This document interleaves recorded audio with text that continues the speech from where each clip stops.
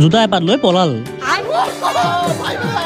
তো কাহিনীটো এনেকুৱা দুপৰীয়া যদি কয় মই আৰু আয়ুষ আছিলো তাক মই 50 টকা দি ক'লো মাংস অলপ লৈ আনগৈ যা মানে মা আজি বিয়ালৈ গ'ল দোকান আমি দুটাহে আছো মই ৰাতিহে যাম সেইকাৰণে দোকানতে এতিয়া কিবা অলপ বনাই খাই লওঁ আৰু পইচা দিলো মানে মাল আহি পাই গ'ল এটা বাদেতে বাকী লৈছো হৈ যাব দুটাহে মানুহ কিমাননো খাম বাৰু এটা মাংসখিনি অলপ পানী ঢালি স্নান কৰাই ললো তাৰ পাছত দুটামান পিঁয়াজ কাটি ললো এটা সকলো বস্তু যোগাৰ কৰা হৈ গ'ল আকৌ ৰ'ব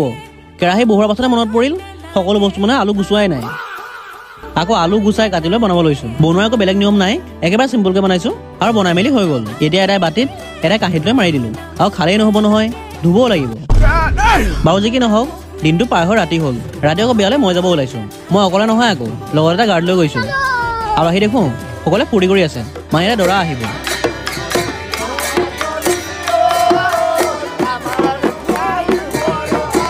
আৰু আহিব বুলি কৈছিলোহে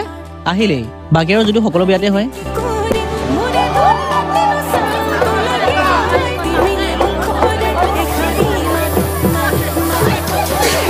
আৰু তেনেকুৱাতে এজনে দৰাৰ জোতা লৈ পলালে বাৰু বাকীখিনি কাৰ্যসূচী পেলাই হৈ থাকিব আমি ভাত সাজ খাই লৈ ঘৰ মোৱা হ'লো